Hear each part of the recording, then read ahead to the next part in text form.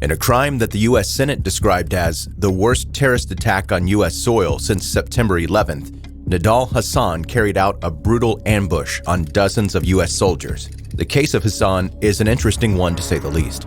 He was an Army Medical Corps psychiatrist, yet clearly struggled with his own mental health in his 6 years on the job.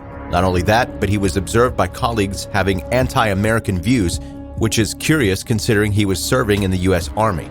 These views would worsen along with his apparent radicalization until they came to a deadly peak on November 5th, 2009.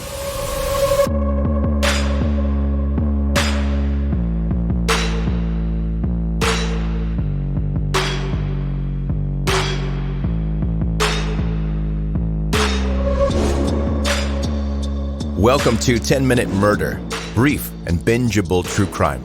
I'm Joe, the host, and I appreciate you joining the podcast today. If you're new here, you'll notice that after you become a subscriber, positive things will start to happen in your life. For example, you'll think, hey, I'd like to listen to a podcast right now. Open your podcast listening app, and boom, almost as if magic, 10-Minute Murder is right there waiting for you with new episodes about interesting stories. What I'm saying is, the world is your oyster. I don't really know what that means, but I've heard someone smart say it before, and I don't really like oysters. I don't think I've ever eaten an oyster, but it seems like something I wouldn't like. It looks like, well, you know what it looks like, and you and I both know that God did not mean for us to be eating those snotty-looking things. Did they taste like snot? Probably. I bet they do. They look like it. I don't know. Anyway, go to 10minutemurder.com, find links to all things related to this podcast. Now, let's get to the story today.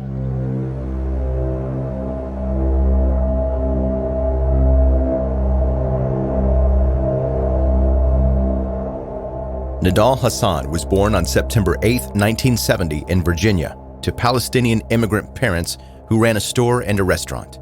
Hasan enlisted in the Army immediately after he graduated from high school. He served for 8 years before he transitioned to Uniformed Services University of the Health Sciences to begin his medical degree. In May of 2001, Hasan's mother passed away, which devastated him. It's said that after this, he became more in touch with a drastically conservative side, sometimes extremist side of his religion. He also at this time began searching for a wife, but struggled to find a woman who agreed with his increasingly conservative attitude. The Islam that he began to associate with was the kind that was infamously preached at a mosque, which was known as one that was attended by two of the men that hijacked the planes involved in 9/11. Ironically, it appeared that Hasan's work as an Army psychologist may have been detrimental to his own mental health as a whole. His cousin said that Hasan was hearing stories about the horrors of war on a daily basis from his colleagues returning from Afghanistan and Iraq. As a result of that, he began to fear being deployed himself, and his performance in his job suffered. At this time, concerns were raised regarding his work and his belief. Despite this, Hasan's superiors continued to promote him. In 2008 and 2009, Hasan's radicalization led him to gain contact with a cleric from Al-Qaeda in the Arabian Peninsula named Anwar al-Awlaki. Al-Awlaki was a preacher of very extremist beliefs and was powerfully vocal of his support of violence in response to the U.S. government's foreign policy. In his lifetime, he was wanted by several countries, including the U.S. and Yemen, with a Yemeni judge ordering him to be captured, dead or alive, in 2010. Hasan spoke to al-Awlaki through email on more than one occasion in 2008 and 2009, asking about whether serving in the U.S. Army was compatible with being a Muslim, and whether it would make someone a martyr if they died while attacking other soldiers. These emails were intercepted by the FBI's Joint Terrorism Task Force in San Diego. A note of this contact was made and put into a file which went untouched for 2 months until an agent in the Defense Criminal Investigative Services was assigned to it. The DCIS, though, was simply meant to deal with fraud and cybercrime amongst the military and was in way over its head with the kind of terrorism threat that Hasan posed. While this was going on, Hasan continued to email al-Awlaki. He sent more than a dozen emails, while al-Awlaki only responded twice, which is similar to, I think we all have at least one or two people in our Instagram or Facebook DMs that's just kind of talking to themselves. You don't really respond that much, but they're just in there talking. It's a similar situation with Hasan and al-Awlaki, but he's not trying to take him to Topgolf. He's trying to figure out if he can kill soldiers and become a martyr. One message in 2009 said, "Hamas and the Muslims hate to hurt the innocent, but they have no choice." And this was also intercepted by the FBI's database, but didn't link it to the ones he sent in 2008, so they didn't realize that it's the same person.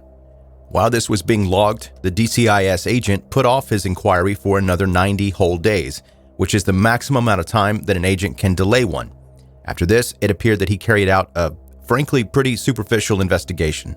The investigation involved searching for Hasan's name for a few hours in late May 2009, running it through some of the databases and reviewing his personnel file. However, the assessments of Hasan by his superiors were largely positive, so he concluded that Hasan had contacted al-Awlaki for his academic research on Islam, and no further action was taken.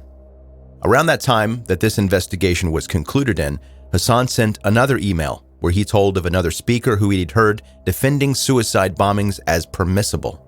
This was picked up by an FBI agent who failed to link it back to the other emails again. However, 2 weeks later, on June 11th, this agent found Hasan's file and was shocked that the investigation had not gone further. They contacted the DCIS and asked why, almost insisting that further investigation needs to be done. The DCIS rejected this. The FBI agent didn't take it any further.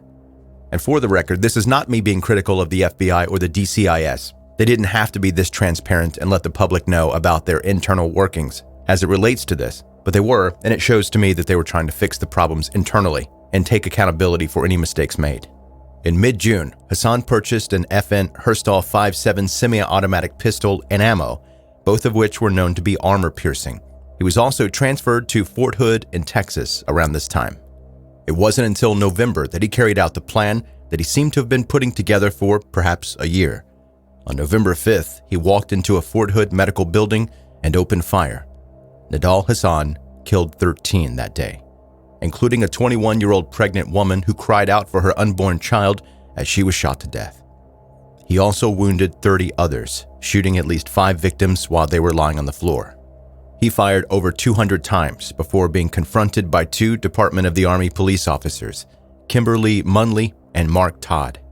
Munley began to return fire and managed to shoot him until she was shot twice herself in the leg and collapsed to the ground. Then Todd was also able to shoot Hasan, which put him on the ground and gave Todd the opportunity to kick the gun away and handcuff him until more help arrived. That help was just a little bit too late. In just 10 minutes, Nidal Hasan had committed the deadliest mass shooting at a U.S. military base. The shots that Hasan received paralyzed him from the waist down, and he had to receive extensive medical help in the subsequent months. However, he was soon charged with 13 counts of premeditated murder and 32 counts of attempted murder. Nidal Hasan attempted to plead guilty. However, military rules surrounding the death penalty mean that guilty pleas aren't accepted, and so Nidal Hasan was taken to trial. At the trial, he acted as his own attorney, because of course he did. He also called no witnesses, declined to make any statements, and had no testimony. What he did do was open with a remark where he said that he committed the crime and that he had chosen to, quote, switch sides on the alleged U.S. war against Islam. He also claimed to have carried out the attack in a preemptive attempt to save Taliban militants that the soldier would be fighting in Afghanistan. Over 100 witnesses were called by the prosecution, though, with 20 of those being surviving victims or relatives of the deceased. One of the victims was Staff Sergeant Patrick Ziegler, who was shot 4 times. He had more than 20% of his brain removed in surgery in order to save his life, and he told the court, quote, "I was expected to either die or remain in a vegetative state." Another person on the stand was the father of Private Francesca Velez, the pregnant 21-year-old. He told of how her death and the death of his future granddaughter has impacted him and his family. In court, Hasan's history and radicalization was unveiled, including the emails that he exchanged with al-Awlaki. Alongside that, it was also revealed that he had prepared in the lead-up to the attack by attending a shooting range and researching jihad online. In August 2013, Nidal Hasan was sentenced to death for the deaths of 13 people and wounding 32 others. The panel, which was made up of 13 senior military officers, made a unanimous decision in less than 2 hours. The pay and other military benefits that he received while in custody were also stripped from him. When, or if, Hasan is executed, he will be the first since 1961, and he is one of only 5 on death row.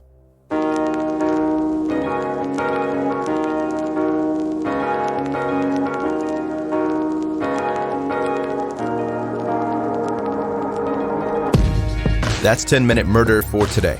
Brief and bingeable true crime. Thank you for listening today, and as a side note, I've mentioned on this podcast in the past how my father was in the Army when I was growing up. And he was actually stationed at Fort Hood twice in his military career, which means I've lived in Fort Hood or the surrounding area, Killeen and Coppers Cove. I've lived there a couple of times in my life. While the base does not have the best reputation, those are some of the best times in my life that I remember being there. Obviously, I had a very different experience being a child and not an adult living there. But it's interesting how some of these cases can intersect with your own personal life, even if it's in some small fashion. Hey, if you're brand new to this podcast, first of all, I really appreciate you listening today.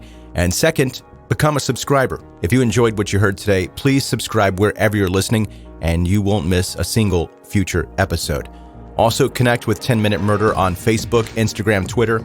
All those links are in the show notes. You can go to 10minutemurder.com and find those links, or just as easily, you can just type it into the search bar in any of those platforms that you're trying to connect with 10-Minute Murder, and it's going to pop right up. Thank you for listening. Be safe and make good choices.